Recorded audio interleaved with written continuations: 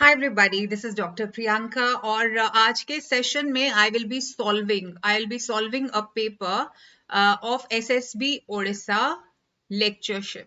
SSB Odisha lectureship का ये paper है जिसका exactly same to same syllabus है UGC नेट का and I'm sure you all know कि जब भी आप UGC नेट का पेपर अटेम्प्ट करते हो या कोई सेट एग्जाम अटेम्प्ट करते हो, अभी तो CUET का जो PhD एग्जाम है वो भी, तो इन सब का कॉमन सिलेबस है, राइट? सो समवेयर और दी अदर कॉन्सेप्ट्स सेम है, कॉन्सेप्ट्स की नेचर सेम है, सो ऑटोमेटिकली जो क्वेश्चन फ्रेमिंग होती है आप देख पाएंगे कि कैसे कीवर्ड्स को लेके सभी क्वेश्चन पेपर्स में ऑलमोस्ट सेम होती है, राइट? कॉन्सेप्ट का जो एसेंस है वो तो सेम ही रहेगा। तो इसके अंदर हमारी कोशिश होनी चाहिए कि हम जितने ज्यादा से ज्यादा previous year question paper UGC NET के, सेट एग्जाम्स के, लेक्चरशिप एग्जाम्स के, पीएचडी एग्जाम्स के जो है उनको attempt करें because the common syllabus is the same and that is why for a practice of another set of 100 questions सभी के लिए जो यूजीसी नेट के स्टूडेंट्स हैं, सेट के स्टूडेंट्स हैं, सीयूईटी पीएचडी के स्टूडेंट्स हैं, आप सबके लिए मैं ये एक क्वेश्चन पेपर सॉल्व करने वाली हूं जो कि 2021 का पेपर है। 2021 का ये क्वेश्चन पेपर है और चलिए अब हम इसको जो है सॉल्व करना शुरू करते हैं। सबसे पहला जो क्वेश्चन है वो है a common feature of Hinduism, Buddhism and Jainism is the belief of unreality of the world, existence of God, soul, karma and rebirth. तो आप जानते हो कर्म, सोल, और मैं आपको एक चीज और बताती हूँ, सोल, अगर ये कर्म, सोल और रीबर्थ एक अलग ऑप्शन होता तो वो आंसर होना था। तो सोल तो है ही है, लेकिन कर्म और रीबर्थ इसका कॉमन फीचर है। Existentialist teacher should emphasize on freedom, responsibility, subjective feelings, cooperative feelings. तो existentialist teacher वो होती है जो बच्चों को अपनी subjectivity, emotions, responsibility, freedom, existence के ऊपर जो है वो फोकस कराए, ना कि कम्युनिटी फीलिंग, है ना? तो फ्रीडम होगा, रिस्पॉन्सिबिलिटी होगा, सब्जेक्टिव फीलिंग होगा, कोऑपरेटिव लिविंग बहुत देर बाद आता है। कोऑपरेटिव लिविंग के चक्कर में ही एग्जिस्टेंशियलिस्ट टीचर कहता है कि स्टूडेंट जो है अपनी इंडिविजुअलिटी जो है वो खो देता है। Cooperative living can come, but most importantly it is option number 1, 2 and 3. Coming to question number 3. Which of the following is not a characteristic of naturalistic inquiry? यानी कि natural settings के अंदर जब आप qualitative researches mainly करते हो या field studies आप करते हो, है ना, तो उसमें से क्या क्या आप generalize नहीं कर सकते हो, राइट? तो मेरे एक्सप्लेनेशन में ही आंसर आ गया।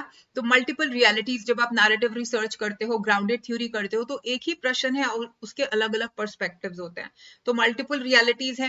ह्यूमन रिलेशंस की खोज जो है वो होती है अगर आप एथनोग्राफिक कर रहे हो, नैरेटिव कर रहे हो, ग्राउंडेड कर रहे हो। समवेयर और दी अदर वैल्यू बेस्ड भी होती है क्योंकि सब्जेक्टिविटी है, ह्यूमन इमोशंस है।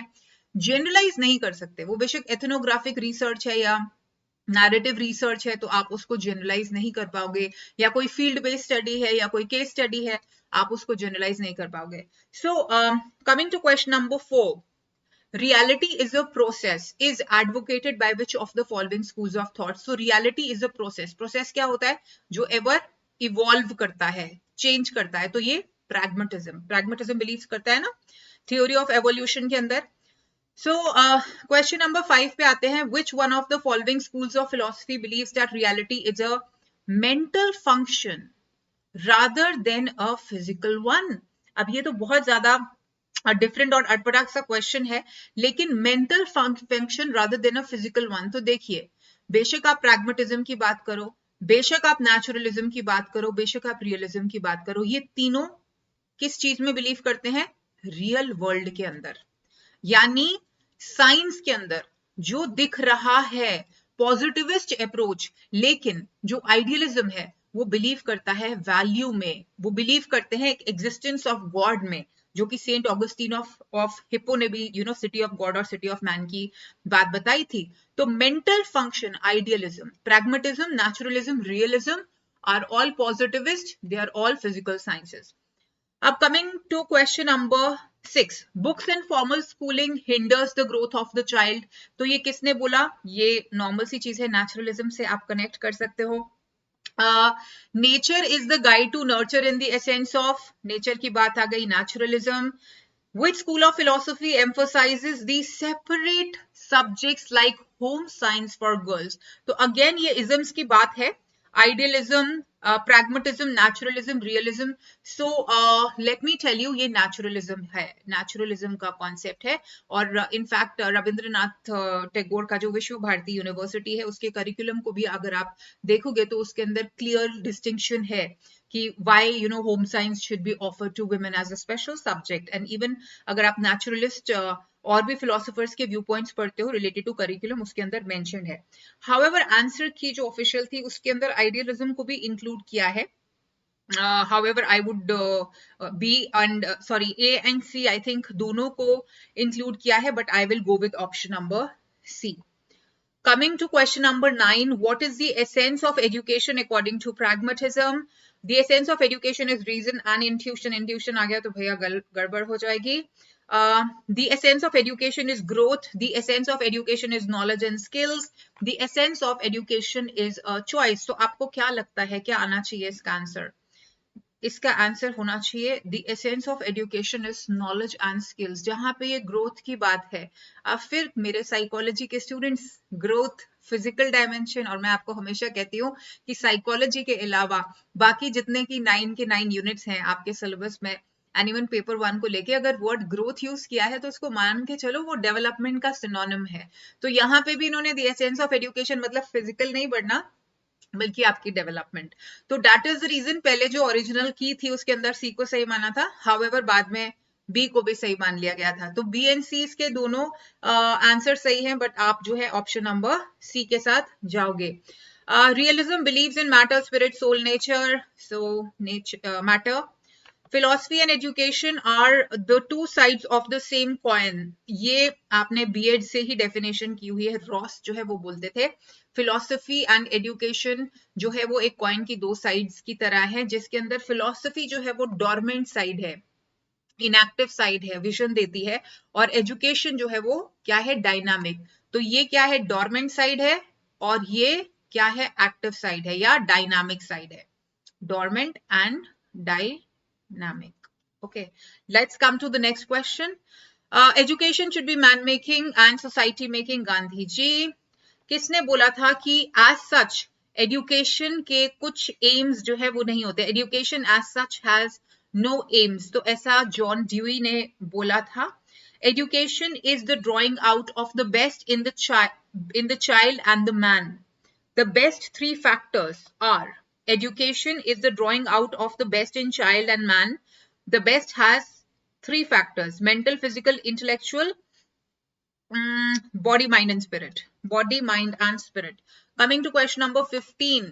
Education is a tripolar process. This idea is associated with the philosophy of John dewy. अब इस ट्राइपोलर प्रोसेस के अंदर टीचर भी आता है, स्टूडेंट भी आता है, टीचिंग लर्निंग प्रोसेस जिसके अंदर बच्चे की साइकोलॉजी, आपके जिसको आप प्रोसेस क्राइटेरिया जो है वो बोलते हो, वो आता है process criteria.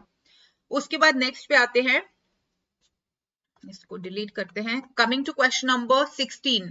Education begins with birth and the proper nurse is the mother is written bye.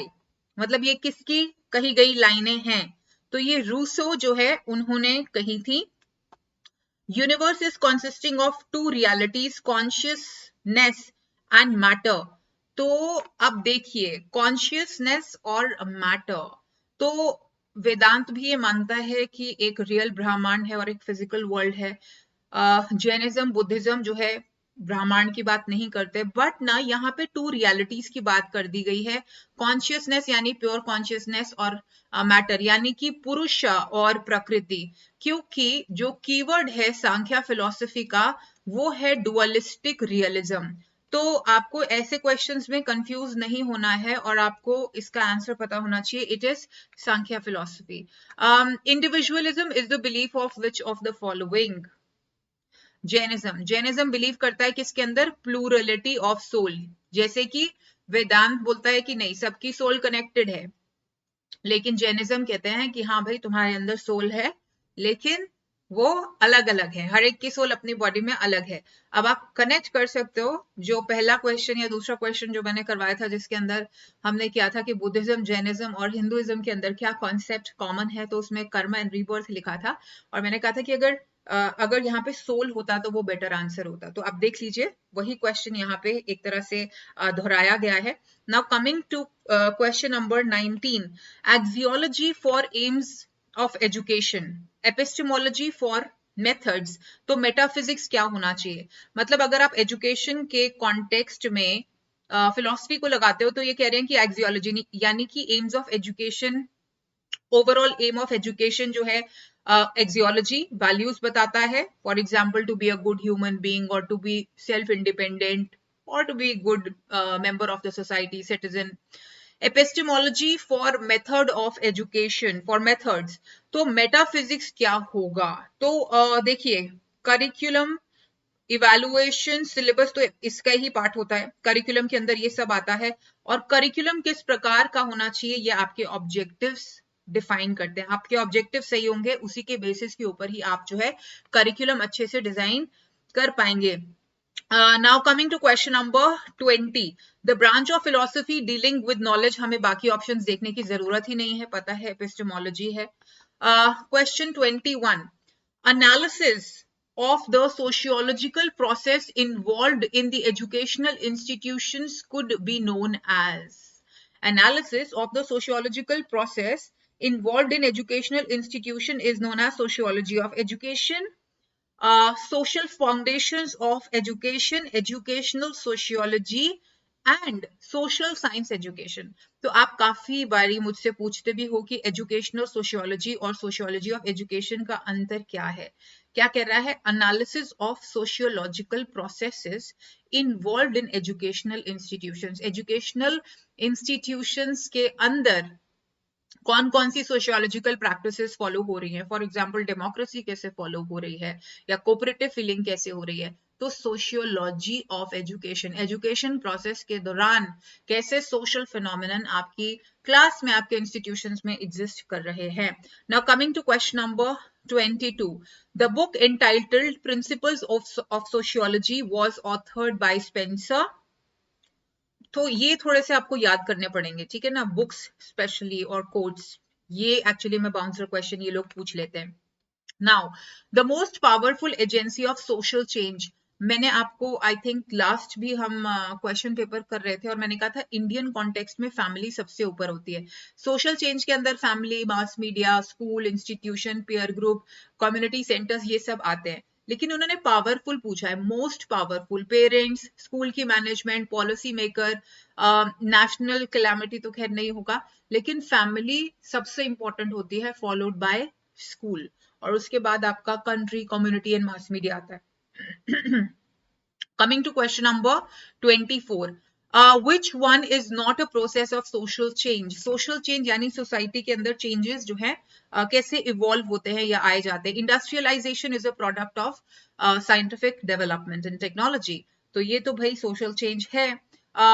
Secularisation यानी कि ये होगा, सेक्युलरिज्म का मतलब क्या होता है कि एक वर्ल्ड है या एक कम्युनिटी है और उसके अंदर डिफरेंट डिफरेंट रिलीजन्स, या एक सोसाइटी है, community would be a wrong word, कोई सोसाइटी है या कोई कंट्री है और उसके अंदर डिफरेंट डिफरेंट तरह के जो रिलीजन के लोग हैं वो रह रहे हैं। सोशलाइजेशन के अंदर डिफरेंट चेंजेस आते हैं। सोशलाइजेशन क्या होता है, how you are interacting with the community, it has changed. पहले का टाइम अगर आप देखते हैं, डिजिटल मीडियम नहीं था, 1 to 1 ऑफलाइन इंटरेक्शन ज्यादा होती थी, अब ऑनलाइन होती है, तो कहीं ना कहीं सोशलाइजेशन के अंदर भी चेंज हुआ है। मॉडर्नाइजेशन तो प्रोडक्ट होता ही है साइंस एंड टेक्नोलॉजी का development, right. So now coming to question number 25, which is not a criterion used consistently for placing people in a particular social class? social class में डालने के लिए इनमें से कौन सा जो क्राइटेरिया है वो यूज नहीं होता है?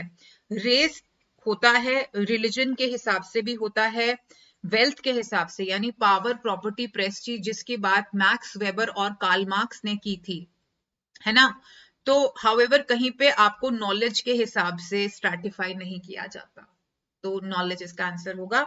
Now coming to question number 26, the most suitable aim of education in sociological perspective is, moral development, social change, social stratification और सोशलाइजेशन। इसका जो स्ट्रॉन्गेस्ट आंसर होगा वो होगा सोशलाइजेशन। देखो सोशलाइजेशन जो होगा उसके अंदर ही सोशल चेंज आता है। Socialisation is a bigger concept of how you or other people in a society are behaving, functioning, carrying out their responsibilities, and इसके अंदर जब चेंज आता है मतलब social change is a part of it, तो ये एक बिगर टर्म होगी। Coming to question number 27, the modernization of education can be achieved through vocationalization of education, changes in current scientific and technological development in curricula, changes in curriculum frequently as far as possible, या improving the physical structure of college and schools। तो आप ये देख सकते हो ये connected है ये दोनों, इनफैक्ट ये इसके अंदर जो है वो आएगा।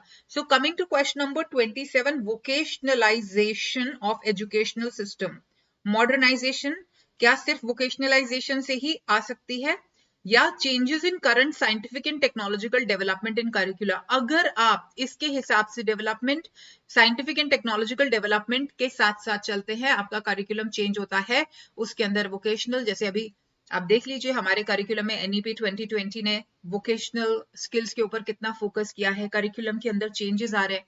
तो समवेयर और the other option number A C D are a part of it. Now moving on to question number 28, what is horizontal mobility associated with? mobility यानी कि change, upliftment in the same system, upliftment in the upper stratum, change in the stratification, stratification होता है ऐसे, right? नहीं, ऐसा नहीं होगा। consistency in stratification यानी कि stratification जो चल रही है वैसे चल रहेगा, स्टेबिलिटी रहेगी। तो हॉरिजॉन्टल मोबिलिटी क्या होती है, जब आप एक सेम स्ट्रेटा के अंदर है, देखिए अपलिफ्टमेंट इन अपर स्ट्रेटम यानी कि एक अपर स्ट्रेटा के अंदर चेंज हो रहा है, अपलिफ्टमेंट हो रही है, नहीं। हॉरिजॉन्टल यानी कि सेम आपका स्ट्रेटा है, सेम स्ट्रेटा में आपकी मूवमेंट हो रही है। तो यहाँ पे जो स्ट्रॉन्गेस्ट ऑप्शन जा रहा है ना, चेंज इन स्ट्रैटिफिकेशन नहीं होगा क्योंकि मोबिलिटी की बात आ गई, तो स्ट्रैटिफिकेशन नहीं होगा। Upliftment in the same system, for example आपका एजुकेशन का ही अगर हम एग्जाम्पल लेते हैं, तो फॉर एग्जाम्पल यूनिवर्सिटीज में डिफरेंट डिफरेंट डिपार्टमेंट्स हैं, डिफरेंट डिफरेंट क्लर्क्स होते हैं, हेड क्लर्क्स होते हैं, उनका फॉर एग्जाम्पल एक ही लेवल है। आफ्टर ऑल अगर क्लर्क लेवल है तो क्लास तो सेम ही है ना, तो सिस्टम तो सेम ही है। तो आप एक लेवल से दूसरे लेवल पे जा रहे हो, थोड़ी सीनियोरिटी बढ़ रही है लेकिन आपकी कैटेगरी तो वही रहेगी ना। उसी प्रकार से अगर आपके ग्रेड 1 ऑफिसर्स हैं, उनकी पोजीशन चेंज हो रही है, डिफरेंट डिफरेंट नाम से उनकी चेयर्स को बुलाया जाता है, तो आपका एक तरह से सिस्टम सेम रहता है और उसके अंदर जो है थोड़ी सी चेंज होती है। जैसे मैंने क्या कहा कि क्लर्क से आप हेड क्लर्क बन गए, है ना। तो इस प्रकार से इसका जो आंसर है वो सबसे सही है, upliftment in the same system. Which of the following mobility is not associated with the modernization? तो physical mobility, yes, physical mobility, एक जगह से अगर बाजार से आप घर आ जाओ या घर से आप बाहर चले जाओ, फिजिकल। साइंटिफिक मोबिलिटी होती है, सोशल चेंज मोबिलिटी होती है, साइकिक मेंटल आपका माइंडसेट जो है बदलता है चेंज के प्रति, वो होगा। Now coming to question number 30, what change in education is necessitated by globalisation? Globalisation के हिसाब से एजुकेशन के अंदर कौन सी चेंज आती है? इक्वालिटी ऑफ एजुकेशनल अपॉर्चुनिटीज आती है, मॉडर्नाइजेशन जो है वो आती है, vertical mobility is necessitated, okay, and cultural diffusion, तो इसका जो आंसर है ये चारों के चारों ऑप्शंस होने चाहिए। और जहां तक मुझे याद है आंसर की के अंदर भी इनको एक्सेप्ट किया गया है। Change in education is necessitated by globalisation, yes. So all the 4 options are strong and I think in the final answer key also they have accepted them. So coming to question number 31, social stratification refers to what? Classification of people in different categories, hierarchy की बात आ गई, hierarchical classification of people in different categories, answer यही होगा। Assignment of people to equal groups नहीं होगा, dividing people in terms of habitat, उनकी living demography नहीं, तो हायरार्किकल क्लासिफिकेशन जैसे grade 1 officer, grade 2, grade 3, all of that जैसे हमने बात किया। Providing free and compulsory education for girls and socially disadvantage section of society क्या रिप्रेजेंट करता है? Promoting talents of children in education, ठीक है जी। इक्विटी एंड इक्वालिटी सबसे इंपॉर्टेंट होगा। Ensuring security in education, addressing of diverse needs in education, equity and equality के अंदर जो है वो सब कुछ आ जाता है। Coming to question number 33, global citizenship education is an approach to overcome। तो अगर आप सोच रहे हैं कि global citizenship education क्या है, देखिए ये यूनाइटेड नेशन यूनेस्को का कॉन्सेप्ट है जिसके अंदर वो कहते हैं कि हमें वर्ल्ड के अंदर इस तरह का करिकुलम लाना है जिससे कि हमारे जो स्टूडेंट्स है वो इंक्लूशन के प्रति उनका थॉट प्रोसेस जो है वो इम्प्रूव हो, डाइवर्सिटी की तरफ उनका थॉट प्रोसेस जो है वो इम्प्रूव हो, at the same time peaceful coexistence, harmony, global अच्छे रिलेशंस जो है वो बन पाए, वो हमारे करिकुलम को एम ऑब्जेक्टिव जो है उसका रखना चाहिए। तो it's an approach to overcome what? Challenges towards global peace and sustainability, change in values, attitudes and behaviors, creativity, innovation and commitment, and diversity, solidarity and sense of humanity। तो क्योंकि global citizenship की बात है तो let me tell you, value, attitude, behaviour, diversity, solidarity, ये सब, ये B और डी ऑप्शन ए में आता है, because it's in process to overcome. क्योंकि ग्लोबल पीस की बात कर रहे हो, हमें ग्लोबल हार्मनी लानी है, जो इंक्लूशन लानी है, डाइवर्सिटी जो है वो लानी है, तो वो सभी चैलेंजेस जो थ्रेट हैं ग्लोबल पीस के लिए, हमें उनको ओवरकम करना है। तो नेक्स्ट क्वेश्चन भी इसी से रिलेटेड है। The most basic principle of global citizenship education is engage in critical reflection, develop relationship with culturally different groups, then develop empathy, demonstrate respect to others। तो culturally different groups जैसे आपको भी मैंने inclusion और diversity की बात की थी, तो इसका आंसर वो आएगा। Now let's come to question number 35, SDG 4।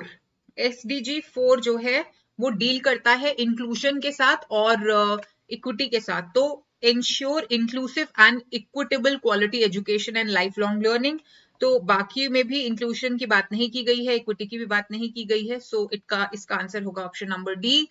The most important aim of multiculturalism is to promote the understanding of unique cultural and ethnic heritage, to promote the development of culturally responsible and responsive curricula, to facilitate acquisition of the attitude, skills, knowledge to function in various cultures, to eliminate racism and discrimination in society। So see, all of them are important, right? But ये पूछ रहा है आपसे the most important, तो the most important के अंदर सबसे पहले आएगा to eliminate racism and discrimination in society. हमें एक सोसाइटी जिसके अंदर रेसिज्म ना हो, तुम एशियन हो, तुम अमेरिकन हो, तुम ऑस्ट्रेलियन हो, है ना, तो ये सब नहीं होना चाहिए। जैसे ब्राउन पीपल भी बोलते हैं, व्हाइट पीपल, ब्राउन पीपल, पहले तो ब्लैक भी बोलते थे, तो इसको हमें हटाना है, ये प्राइमरी एम है।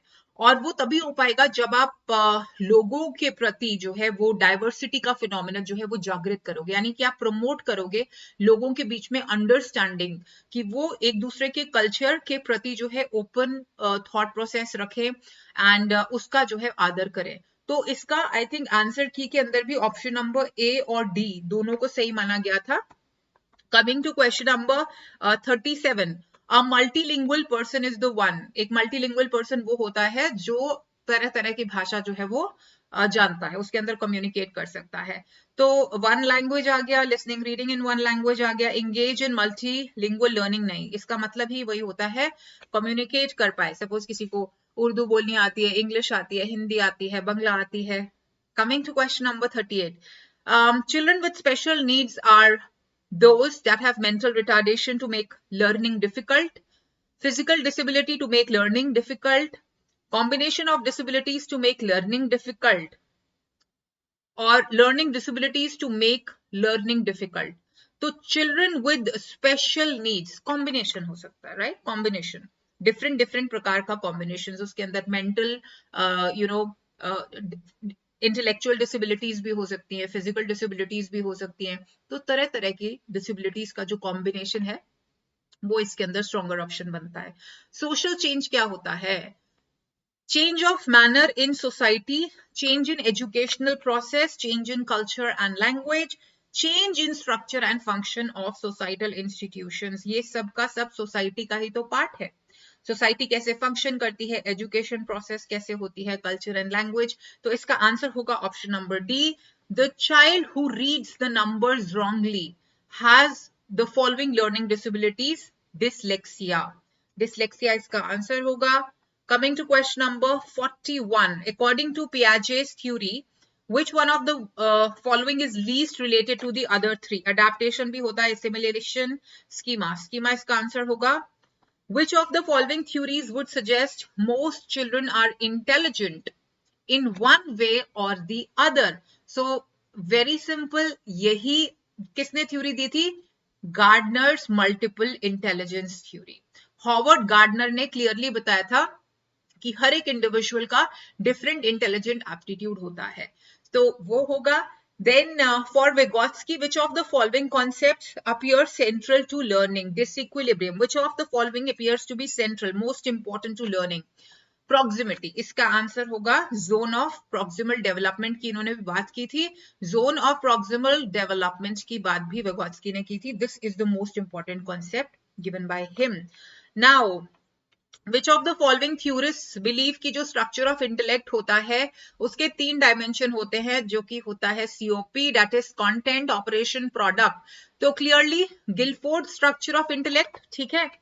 Coming to question number 45, if an intelligence test truly measures intelligence, तो इसको आप क्या कह सकते हो? अगर एक intelligence test जो है वो वाकई में इंटेलिजेंस ही जो है वो मेजर कर रहा है, तो इंटर आइटम रिलायबिलिटी होगा, टेस्ट रीटेस्ट रिलायबिलिटी होगा, प्रिडिक्टिव वैलिडिटी होगा, या फिर कॉन्स्ट्रक्टिव वैलिडिटी इसका आंसर होगा। तो देखिए, इंटेलिजेंस एक बहुत ही कॉम्प्लेक्स कॉन्सेप्ट होता है, और किसी भी डिफिकल्ट कॉन्सेप्ट या कॉम्प्लेक्स कॉन्सेप्ट को आप क्या कहते हो? कॉन्स्ट्रक्ट। कॉन्स्ट्रक्ट एक ऐसा वेरिएबल है जिसको आप डायरेक्टली मेजर नहीं कर सकते हो, जिसको कि आपको इनडायरेक्टली मेजर करना होता है, right, with the help of its dimensions या आप इंडिकेटर्स। तो याद रखिए, मैंने आपको बोला था अगर आप अपनी रिसर्च करते हैं तो ये आपके ऊपर होता है मोस्ट ऑफ द टाइम कि आप कौन से वेरिएबल पे कौन सा वैलिडिटी या रिलायबिलिटी लगाना चाहते हैं। तो पहली बात तो यहाँ पे पूछा गया है ट्रूली मेजर्स यानी एक्यूरेसी, और जहां पे बात आ गई एक्यूरेसी की तो वहां रिलायबिलिटी तो वैसे ही हट जाती है, ठीक है। तो इसमें प्रिडिक्टिव वैलिडिटी नहीं होगा, क्लियरली कंस्ट्रक्ट वैलिडिटी होगा। तो एक इंटेलिजेंस कंस्ट्रक्ट है जिसको मेजर करने के लिए आपको वो क्वेश्चंस अपने टेस्ट में डालने हैं जो उसके इंडिकेटर से रिलेटेड है। Now coming to question number 46, according to constructivist approach to teaching learning process, teacher acts as what? Constructive approach, transmitter of knowledge, model for students to emulate, negotiator and facilitator, या facilitator and collaborator. So I think very clearly facilitate ही करना होता है teacher को, ताकि student जो है वो अपने आप अपनी नॉलेज जो है कंस्ट्रक्ट कर पाए, बढ़ा पाए, creative thinking, problem solving skills उसके अंदर आए। Coming to question number 47, constructivist approach जो है, अगेन स्पेलिंग्स, तो ये ऑफिशियल पेपर है, ये मेरा टाइप किया हुआ पेपर नहीं है। सो कंस्ट्रक्टिविस्ट अप्रोच जो है वो किसका आउटकम होता है? कॉग्निटिव एंड सोशल साइकोलॉजी का आउटकम रहा है constructivist approach. Instinctive theory of motivation जो प्रोपाउंड ही की थी वो मैकडूगल ने की थी, ये आपको याद होना चाहिए, वैसे चीजें तो आपको याद करनी है। Coming to question number 49, which of the following techniques helps to develop creativity? Group work, question answer session, collaborative learning, या फिर ब्रेनस्टॉर्मिंग? तो ब्रेनस्टॉर्मिंग जब होती है, आपसे डिफरेंट डिफरेंट प्रकार के क्वेश्चंस पूछे जाते हैं, या फॉर एग्जांपल आपको याद होगा कि जब आप स्कूल में थे तो टीचर आपको कुछ सीन बताती थी और बोलती थी इसके ऊपर आप फॉर एग्जांपल पैराग्राफ लिखो, या कोई क्वेश्चन देती थी कि आप इसके डिफरेंट डिफरेंट सॉल्यूशंस आप मुझे दे, तो brainstorming. When learning in one situation influences the learning in another situation, तो वो transfer of learning होगा। Then coming to question number 51, Divergent thinking ability is associated with multiple intelligence, curiosity, attitude या फिर creative thinking. So very clearly it has to be creative thinking. Creative इंसान वो होता है जो तरह तरह के ideas जिसके दिमाग में आते हैं, अगर कोई problem भी है तो क्या different different solutions हो सकते हैं, नई नई चीजें जो है वो उसके बारे में think करना या ideas जो है उनको think करके manifest करना, तो creative thinking डाइवर्जेंट थिंकिंग से एसोसिएटेड है. Experimental learning is advocated by humanistic, behaviouristic, cognitive या जेस्टॉल्ट. तो ये कॉग्निटिव बेसिकली मैं अगर आपको क्लियरली बताऊं तो बिहेवियरिस्टिक ने शुरुआत किया था, लेकिन जो मेन फोकस एक्सपेरिमेंटल लर्निंग पे किया था वो कॉग्निटिव साइकोलॉजिस्ट्स ने करने शुरू किए थे. तो it started with behaviouristic, but जिसमें पूछा गया एडवोकेटेड यानी कि mostly used by cognitive psychologists. Now coming to question number 53. Extinction is a concept related to extinction. क्या होता है? जब आपकी जो learning होती है या जो आपका response है वो बंद हो जाता है. तो अब ये conditioning से related है, psychoanalysis से related है, humanistic thought से related है या फिर constructivism से related है. तो conditioning, राइट, एक्सटिंक्शन क्या होता है आपको मैंने एक्सप्लेन कर दिया है. अब क्रिएटिविटी के ऊपर दोबारा क्वेश्चन है. क्रिएटिविटी का मतलब क्या होता है? क्रिटिकल थिंकिंग होता है, कन्वर्जेंट होता है, डाइवर्जेंट होता है. कन्वर्जेंट डाइवर्जेंट, तो ये आई थिंक क्वेश्चन नंबर 51 और 54 ऑलमोस्ट रेपिटेटिव है. जोन ऑफ प्रॉक्सिमल डेवलपमेंट की बात हमने की थी, वेगोत्स्की ने दिया ये. 56 इंट्रोवर्ट, एक्सट्रोवर्ट और एम्बीवर्ट, ये युंग ने दिया था, कार्ल युंग ने दिया था. फ्राइड, एडलर और युंग जो थे वो साइको एनालिटिकल स्कूल जो है उसके प्रोपोनेंट्स रहे हैं, साइको एनालिटिकल स्कूल. और युंग ने जो है इसकी बताया था ये these types of personality, extrovert, introvert and ambivert. The middle one, extrovert क्या होता है? जो बहुत ज्यादा ओपन होकर बात करता है. इंट्रोवर्ट जो अपने तक चीजें रखता है. Ambivert like is a balance of both. So coming to question number 57, which of the following does not pertain to personality classification conceived by Thorndike? Abstract thinkers, idea thinkers, concrete thinkers, intelligent thinkers. होगा. Which of the following is not an example of inter-individual differences? यानी individual differences का इनमें से कौन सा example नहीं है? The child is fat. The child is like others. The child is black in color. The nose of the child is sharp. तो ये देखिए, ये बहुत ही वैसे अच्छे एग्जाम्पल्स नहीं है. एक को आप मोटा बोल रहे हो, एक को आप काला बोल रहे हो, एक के नाक को आप तीखा बोल रहे हो. तो ये जो ऑप्शन बी है वो कह रहा है कि हर बच्चा जो है वो एक जैसा है, मतलब सो ये नहीं होगा इंडिविजुअल डिफरेंस का example. Which of the following is not a principle of development? Integration होता है डेवलपमेंट के अंदर, कॉन्टिन्यूटी भी रहती है. Individual difference, development, principle of development and principle of individual differences related है. इंडिविजुअल डिफरेंसेस बहुत इंपॉर्टेंट प्रिंसिपल है डेवलपमेंट का. Specific, again spelling error, proceeding from specific to general या उल्टा, तो ये नहीं होगा. ठीक है.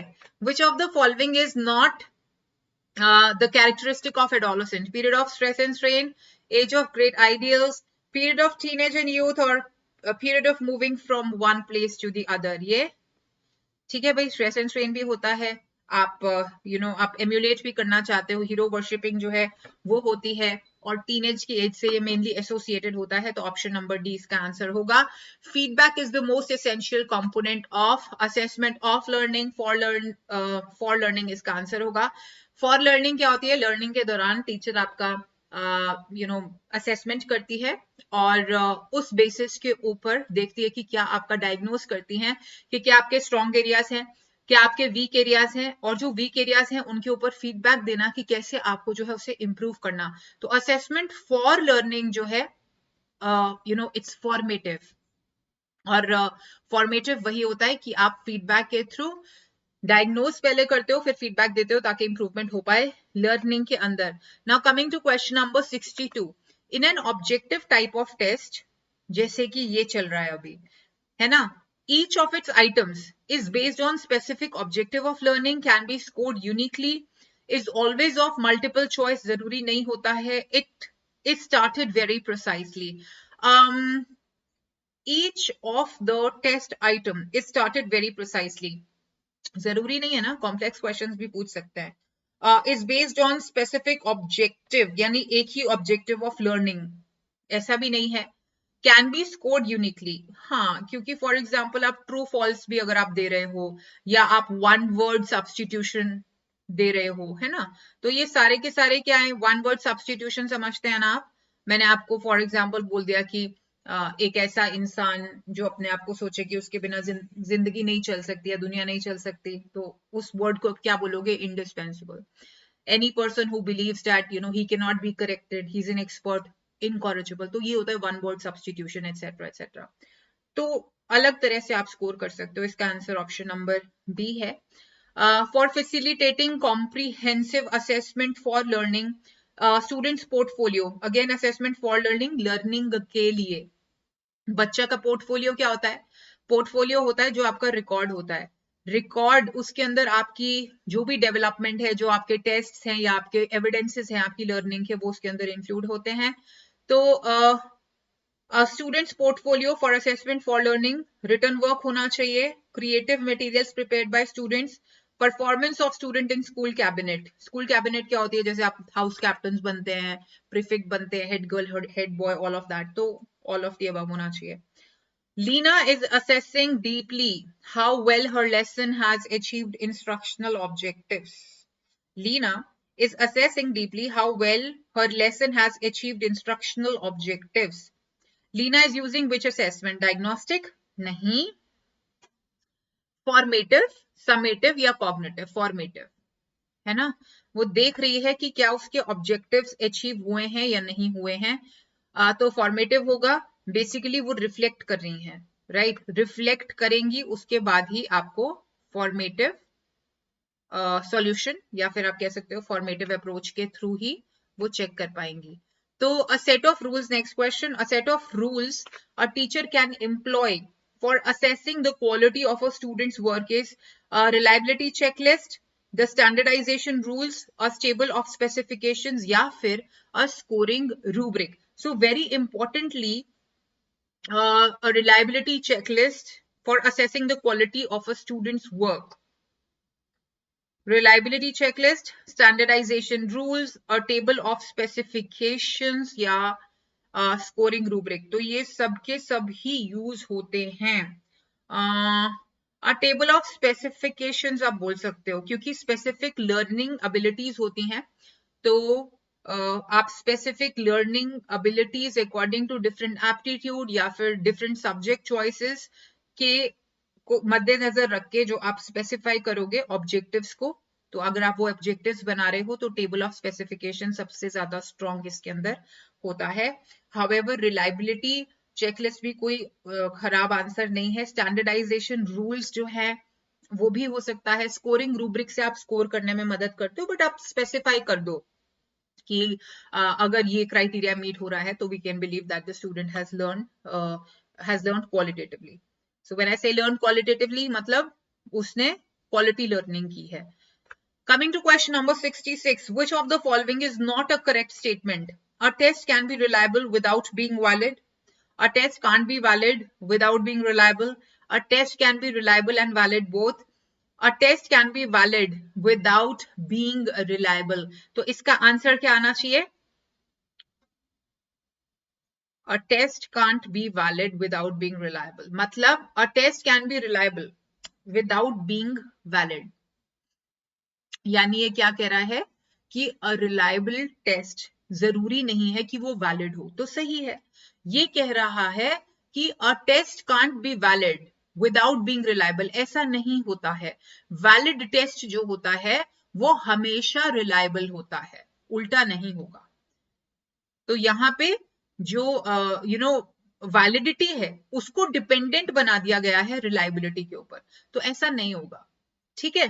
तो a test, a valid test will always be reliable.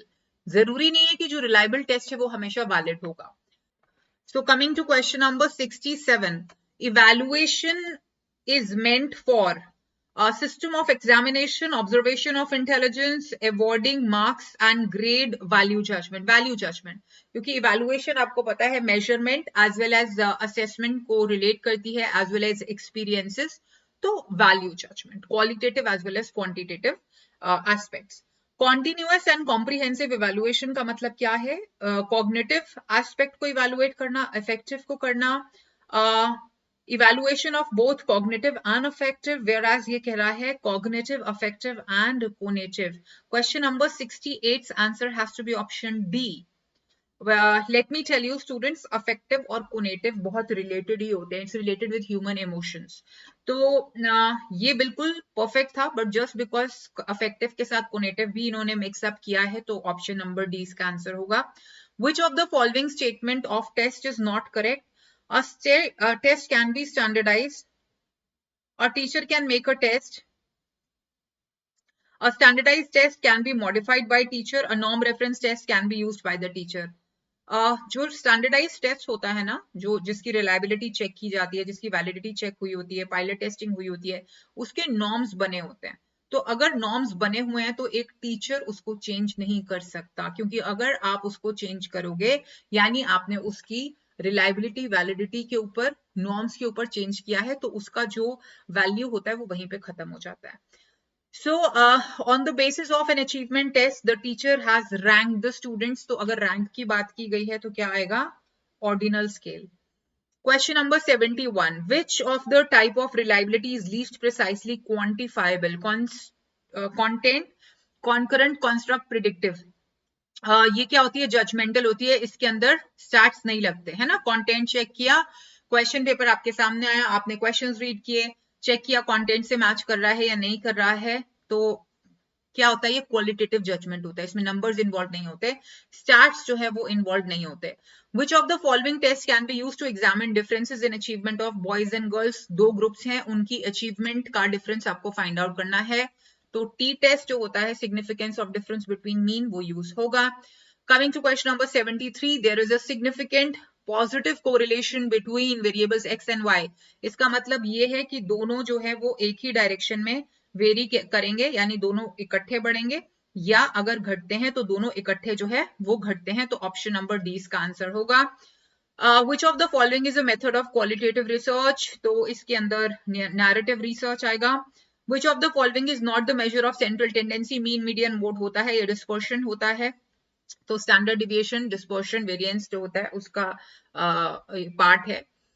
In which case sample and population are the same? तो केस सैंपल, सिंपल सी बात है, केस स्टडी है ना.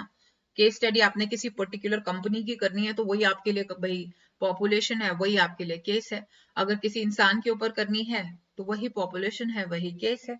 तो which of the following measure is most affected in extreme scores? extreme scores यानी for example एक data set है, उसके अंदर 0 भी है, उसके अंदर 10 भी है, 20 भी है, 300 भी है. तो अब ये देखिए 10, 20, 30 हो गया, 40 हो गया, ये तो इकट्ठे मैच कर रहे हैं, लेकिन आप देखिए 0 भी है और 300 भी है. तो यहाँ पे मीन सबसे ज्यादा इम्पैक्ट होता है. और तभी हम कहते हैं कि ओडिशा का जो भी लेटेस्ट पेपर था पीजीटी वाला, उसके अंदर भी कुछ ऐसा ही मिलता जुलता क्वेश्चन था कि जब सबसे ज्यादा एक्सट्रीम स्कोर्स होते हैं तो आप मीडियन पे डिपेंड करते हो, मीन इम्पैक्ट होता है नेगेटिवली एक्सट्रीम स्कोर से.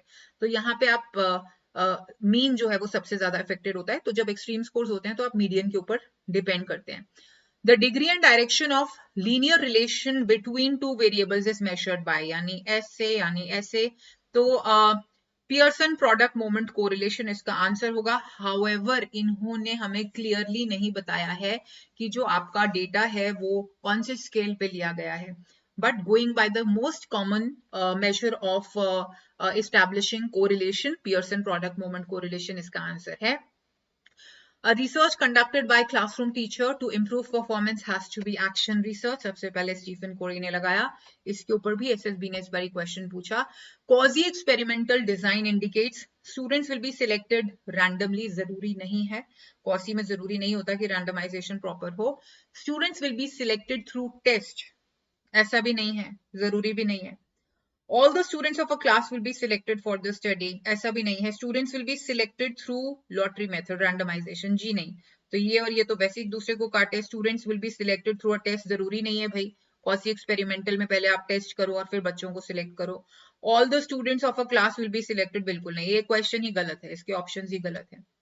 Which of the following is not NEP 2020 policy of pedagogical and curricular restructuring? Foundational भी है, प्रेपरेटरी भी है, यानी कि 5+5 3+3+4 स्ट्रक्चर, जिसके अंदर 5 क्या होता है, फाउंडेशनल, ये क्या होगा, प्रेपरेटरी, ये क्या होगा, मिडिल, और 4th होता है यानी कि 9th 10th 11वीं और 12वीं, ये आता है आपका सेकेंडरी में, तो हायर सेकेंडरी नहीं होगा। Which one of the following is correct? Restructuring, ये हमने आपको अभी बता ही दिया है, 5+3+3+4। कोठारी कमीशन की जो रिपोर्ट है, it is entitled as education and national development. I hope this is quite clear, और आपने काफी बारी किया भी है यूजीसी नेट के पेपर में। Right to free and compulsory education 2009 has been inserted in the Indian Constitution under Article 21.A, पहले डायरेक्टिव प्रिंसिपल्स के अंडर जो था ये आर्टिकल 45 के अंदर कॉन्स्टिट्यूटेड था डायरेक्टिव प्रिंसिपल्स। हाउएवर जब ये राइट बन गया, it became as a part of Article 21A. There cannot be educated people without educating women. It was stated in Radhakrishnan Commission, that is University Education Commission. Which are not the main components of Samagra Shiksha Abhiyan? Samagra Shiksha Abhiyan क्या है, जिसके अंदर सर्व शिक्षा अभियान आता है, teacher education आता है, और रमसा राष्ट्रीय माध्यमिक शिक्षा अभियान आता है। तो यूनिवर्सल एक्सेस इंफ्रास्ट्रक्चर, क्योंकि स्कूल एजुकेशन की बात है तो यूनिवर्सल एक्सेस जो है वो होगा। इंफ्रास्ट्रक्चरल डेवलपमेंट, बच्चों की retention, inclusive education and teacher salary, quality education, digital initiatives, women and skill education. तो inclusive education and teachers salary, तो बात आ गई टीचर सैलरी की, तो क्या इसके अंदर इंक्लूडेड है? इंक्लूडेड है। इसके अंदर बोला कि टीचर्स को आपको सही एमोल्यूमेंट्स जो है वो देने हैं। और इंक्लूसिव एजुकेशन की बात स्कूल एजुकेशन के प्रोग्राम सेकेंडरी यानी रमसा में और सर्व शिक्षा अभियान के अंदर की गई है। विमेन एंड स्किल एजुकेशन के ऊपर आज सच क्लियर फोकस या क्लियर कोई आपको पैराग्राफ इसके ऊपर जो है वो नहीं मिलेगा। तो coming to question number 87, which commission suggested silent meditation as a part of moral values? Secondary Education Commission, University Education Commission, National Education Commission या फिर Indian Education Commission? तो इसका आंसर जो है वो होगा Mudaliar commission, secondary education commission 1952-53। Coming to question number 88, which of the following is not the aim of RUSA? RUSA यानी राष्ट्रीय उच्चतर शिक्षा अभियान, यानी कि हायर एजुकेशन जो आप कॉलेज यूनिवर्सिटी में लेते हैं। Overall quality of existing state universities, ये सबसे मेन पॉइंट था रूसा का। Ensure academic and examination reforms, बिल्कुल higher education. Improve equity in secondary education, ये जो है इसका पॉइंट नहीं होगा। हाँ, ये हायर एजुकेशन की इक्विटी की बात है।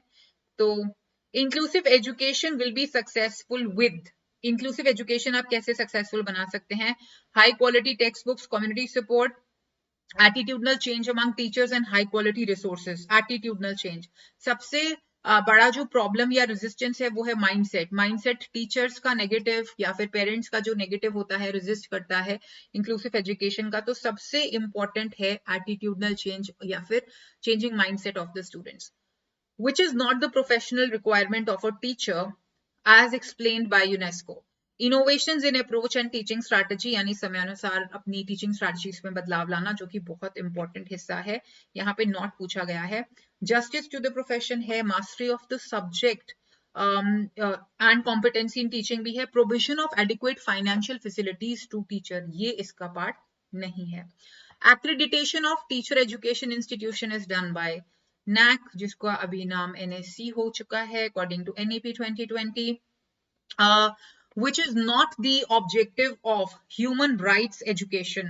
To learn about human right education, learn for human right education, learn through human right education और learning of human rights education, इसमें से objective क्या नहीं है?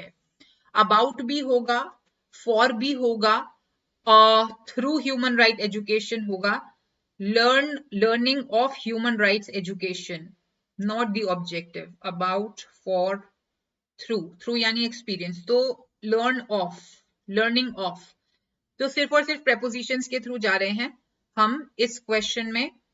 तो learn of होना चाहिए, इसका सही पार्ट नहीं है, ऑब्जेक्टिव नहीं है। Learn the treasure within, which presented a vision of education, is based on 4 pillars of learning, 3 pillars of learning, 2 pillars of learning or 5 pillars of learning. I think 4 pillars of learning है, and all of us I think we know about it. ये भी United Nations के दिए द्वारा है। Which one of the following is not a definite list of life skills? अगर आप United nation UNESCO का पढ़ते हैं तो उनके भी 10 लाइफ स्किल्स बताए हुए हैं, तो लेट उसी का हम फॉर एग्जाम्पल लेते हैं। तो देखते हैं कि कौन सा लाइफ स्किल का हिस्सा नहीं है। Personal skills and self awareness होगा। Personality development, personality development it's not a definite skill ना। इंटरपर्सनल भी होगा, डिसीजन मेकिंग भी है, पर्सनल स्किल्स, सेल्फ अवेयरनेस है, तो पर्सनालिटी डेवलपमेंट इसके अंदर वीकेस्ट ऑप्शन होगा। ICT stands for information and communication technology, simple है। What is the timeline for formulation of NCFSC NCFTE? NCFTE ने अभी ITEP दिया है, इंटीग्रेटेड टीचर एजुकेशन प्रोग्राम, जो कि integrated BA BEd BSc BEd का है। तो अभी एक ही पार्ट उन्होंने दिया है, और NCFSC अभी 2023 में प्रॉपर आया है। तो इस क्वेश्चंस को आप जो है वो कर दो, क्योंकि ना NCERT ने फॉलो किया था और ना ही NCT ने इसको फॉलो किया। Which one is not the goal of परख in NEP 2020? मैं हमेशा कहती हूँ NEP 2020 इस टाइम पे तुम्हारी जिसको कहते हैं बाइबल है, right? Now this is a kind of an idiom which we say कि मतलब होली ग्रेल। NEP को अच्छे से कर लो, उसके ऊपर क्वेश्चंस आते ही आएंगे। आप देख लीजिए 1986 की पॉलिसी पे अभी तक आते हैं, इतने कमीशंस के आते हैं, तो ये तो लेटेस्ट है। तो that is the reason why you know if you seen my book also you will find 3 documents of NEP, teacher education से रिलेटेड, एक उसके सेलिएंट फीचर और एक पूरा का पूरा डॉक्यूमेंट, और उससे रिलेटेड आपका मॉक टेस्ट भी। तो that is how NEP is important, क्योंकि अगर आप एक भी क्वेश्चन मिस करते हो, NEP आप नहीं करके जाते हो, और एक क्वेश्चन से आपका नेट भी रह जाता है, सेट भी रह जाता है, लेक्चरशिप से भी, तो एटलीस्ट जब आपको पता है कि कुछ रूल्स हैं, पॉलिसी की रेगुलेशंस हैं, और आपको पता है कि उसमें से डेफिनेट क्वेश्चन आएंगे, तो उसे अच्छे से पढ़ लो, ठीक है। तो परख का इनमें से कौन सा गोल नहीं है? Setting norm standards guidelines for assessment evaluation, guiding the state achievement survey, conducting the national achievement सर्वे, या फिर evaluation of the vocational education. तो इसका जो सही आंसर है सेटिंग नॉर्म्स तो होगा, गाइडिंग द स्टेट अचीवमेंट भी होगा, conducting national achievement, evaluating vocational education नहीं होगा। Coming to 98th question, in NEP 2020, NCTE is to be restructured as professional standard setting body. Question number 99, put the following teaching learning activities in appropriate order. Presentation of learning material, setting objectives, assessing previous knowledge. तो इसके अंदर आएगा पहले setting objective, उसके बाद आप previous knowledge जो है वो चेक कर रहे हैं, उसके बाद आप प्रेजेंटेशन कर रहे हैं, और लास्ट में असेस कर रहे हैं। तो इसका आंसर होना चाहिए ऑप्शन नंबर 1 सेकेंड 2 आ गया, उसके बाद 4 आ गया, that is previous knowledge test कर रहे हो, प्रेजेंटेशन कर रहे हो, और फिर लास्ट में असेसिंग। जी, ऑप्शन नंबर 20 का आंसर होगा। Coming to question number 100, what are the checks and balances available in society for regulating social behavior of people? Net का लिया हुआ क्वेश्चन है। Modes, folkways and institutions, मतलब कहानियां सुना रहे हो, किससे कहानियां सुना रहे हो, है ना, या mythological characters या कहानियां आप सुना रहे हो। Enacted laws and punishment, meditation and prayer, reading religious books. Choose the correct answer. तो आई पर्सनली फील दैट कहीं ना कहीं जब आप मोर्स और फोकवेज की बात कर रहे होते हो, तो कहीं ना कहीं उसके अंदर माइथोलॉजिकल या फिर रिलीजियस स्टोरीज भी आती हैं। कल्चर की अगर आप बात करते हो, Folkways institution, suppose religious institutions का मेडिटेशन जो है वो भी उसके अंदर सिखाते हैं। बट यहाँ पे हमें 2 स्ट्रॉन्ग ऑप्शंस देने की बात की गई है, तो मोर्स फोकवेज इंस्टीट्यूशंस है, और इनएक्टेड लॉज एंड पनिशमेंट, क्या आपके कंट्री के अंदर लॉज हैं, क्या एक्सेप्टेबल बिहेवियर है, क्या एक्सेप्टेबल बिहेवियर नहीं है। तो इसका आंसर होना चाहिए 100 का क्वेश्चन ऑप्शन नंबर ए। तो दैट्स अबाउट इट स्टूडेंट्स, ये था आपका ओडिशा लेक्चरशिप का पेपर जो कि 2021 में आया था, और आप देख सकते हो कि ठीक पेपर था, it was not bad paper, right. तो अगर नेट के स्टूडेंट्स कर रहे हैं तो एटलीस्ट 85 तो वो आराम से कर पाएंगे। और जो मैं 15 छोड़ रही हूँ वो स्पेशली कोर्स से रिलेटेड, या जो थोड़े बहुत एनालिटिकल क्वेश्चंस है, या जिनके अंदर क्वेश्चन फ्रेमिंग और ऑप्शंस में ही गड़बड़ है, जैसे फॉर एग्जांपल क्वाजी एक्सपेरिमेंटल वाला, उसमें मैं किसी को सही नहीं मानती हूँ, right. Then we have another question, 34th question है या 30th क्वेश्चन है, उसके अंदर 3-4 ऑप्शन जो है वो सही है। तो that is why I am saying at least 85 तो आपके पक्का सही होंगे ही अगर आप इसको अच्छे से करते हो. So that's about it students. मैं और सेशंस भी लेके आऊंगी जिसके अंदर प्रीवियस ईयर जो क्वेश्चन पेपर्स हैं वो हम सॉल्व करेंगे. वील गो थ्रू एंड इससे आपकी नेट की भी तैयारी होती है, सभी सेट की होती है. कल को असिस्टेंट प्रोफेसर एग्जाम्स देने पड़ते हैं सेंट्रल यूनिवर्सिटीज में, उसकी तैयारी जो है वो हो जाती है. नेट की तो होती ही होती है. Then central university common research entrance test जो है उसकी तैयारी होती है. इन सबका सिलेबस सेम है. सो ऐसा नहीं है कि अगर आप एक सेट की तैयारी कर रहे हो तो दूसरे स्टेट की सेट को आप नहीं आप पढ़ोगे, उनके क्वेश्चन पेपर सॉल्व नहीं करोगे. Overall when the common syllabus is there, so concepts are common, so related questions are going to come, right. Conceptually जितना मर्जी वो डिफरेंट बना ले या सब्जेक्टिव बना ले, सेंस सेम रहेगा, तो बहुत हेल्प करता है. So that is all about it. Please take very good care of your self. जल्दी मिलेंगे, बहुत जल्दी, और बाय बाय.